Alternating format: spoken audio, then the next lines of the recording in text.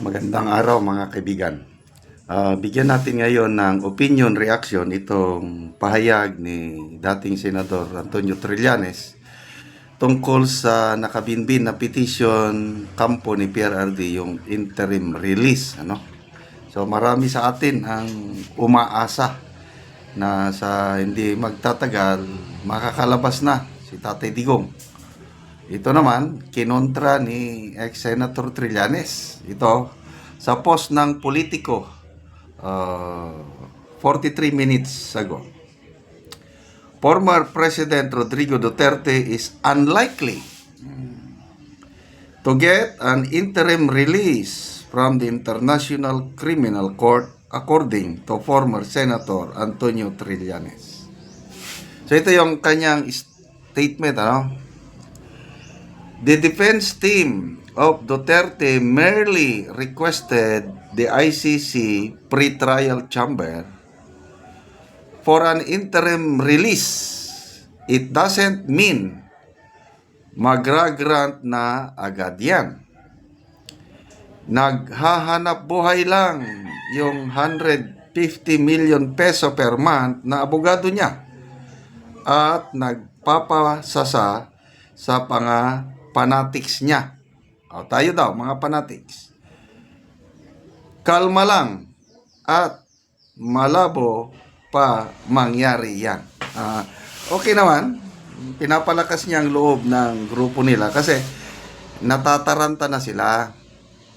Unang, nagpahayag yan si Attorney Cristina Conte para akong nabuhusan ng malamig na tubig.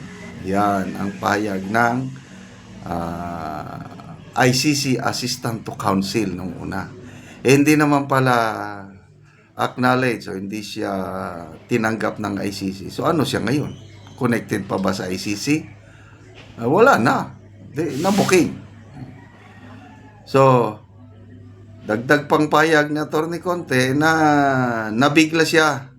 Surprise, bakit?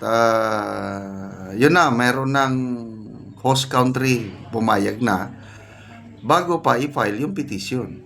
At nagtataka rin siya bakit sinasabi ng defense team ni PRRD na hindi sumasalungat ang prosecution sa bagay na ito. So, lumalabas na natataranta na sila. Kaya ito, nagsalita si ex-Senator Trillanes na kalma lang. Request lang yan. Most likely, hindi mag-grant. So, okay lang yun. Kanya-kanyang pananaw, hindi man natin alam kung ano talaga. Depende talaga sa tatlong judges. Huwag kayong maniwala. May nabasa akong post. Nakalimutan ko sino yung nag-post. Diba, Father's Day kahapon, ang post ganito. Wow, magandang regalong Father's Day. Approve na ang interim release ni PRRD. Ganon yung post na nabasa ko. So, research. Wala mang ibang sources na nagsasabing granted na yung interim release. So, ibig sabihin, yung post na yon alanganin.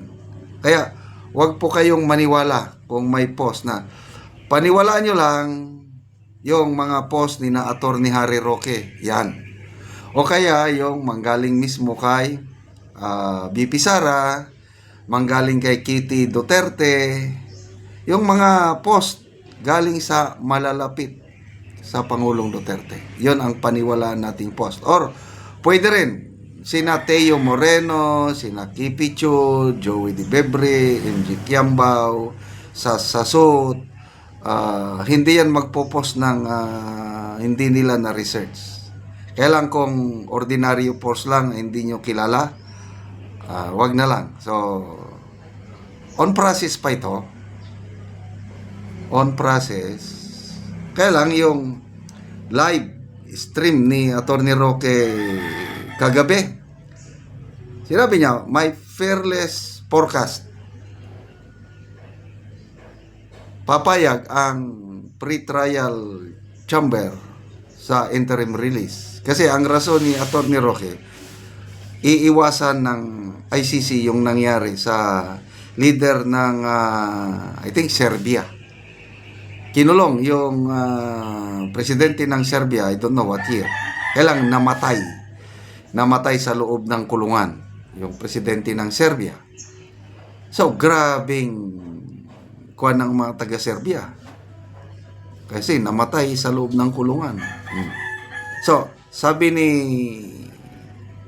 Attorney Roque, most likely ayaw na ng ICC na mangyari yun. Kaya nga dahil si PRRD 80 anyos na, may karamdaman pa, hindi naman siya flight risk dahil masakitin eh. Tapos mayroon ng host country na willing mag-adapt. At yun na nga yung statement ng abogado ni PRRD na pumapayag na ang opposition yung prosecutor pumapayag. Nagsalita na ang ICC prosecutor na sasagutin nila yung position nila, isasubmit nila sa ICC public document na makita natin.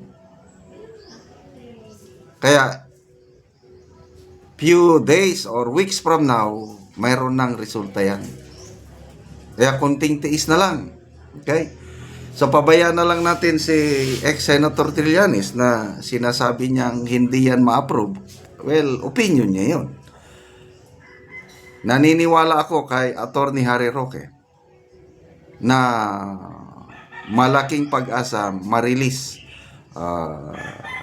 si PRRD interim release. Kaya tuloy lang po natin ang pagdarasal. Okay, magbasa lang tayo sa mga comments ha.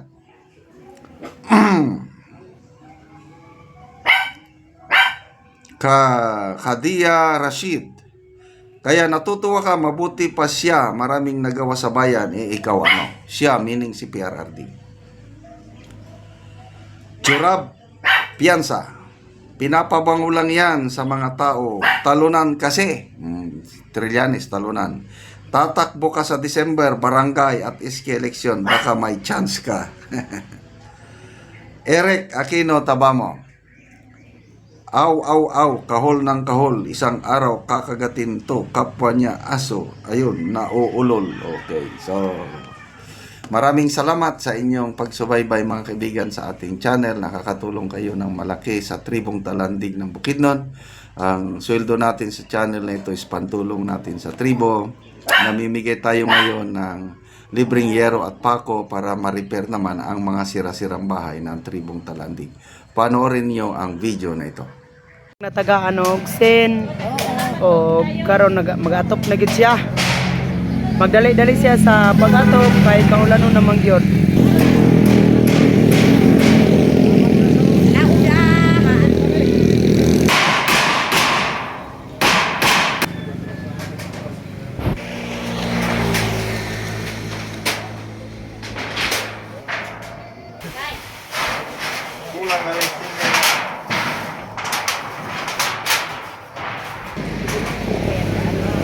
Karon nindot na gid kaayo ang balay sa natabangan namo og pero so human na gid siya sa pag-atop. Unang-una, nagpasalamat ko sa Ginoo o sa nagatag og sin karon human gyud ang akong balay. Daghang salamat. Ay, pila naman ka katuig nga nakigpuyo lang sa imong amahan o ginahan? Napulo na. Napulo na katuig nga nakigpuyo lang ka. Nga naman nga karon pa man ka nakabalay nga napulo na katuig sa imong pagkigpuyo lang sa imong amahan o ginahan.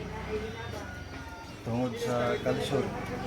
Wala ko nakabalay karon pa ko sa natagang ko tabang maong sin. Okay. Kung wala ang tabang sa sin, di pa ko makabalay tungod sa kalisod. Oo. Sa karon nagpasalamat kay Norman na gyud. Oo, so karon pa ka nakasukad sa sukad, ay pa kaig ka nakabalay. Nga naay tabang. Kay kung wala pang tabang dili pa ka kabalay. Di pa gyud makabalay. Oo. So salamat kayo ya. O, Salamat kayo. So nindot na gid kayo ang iyang balay.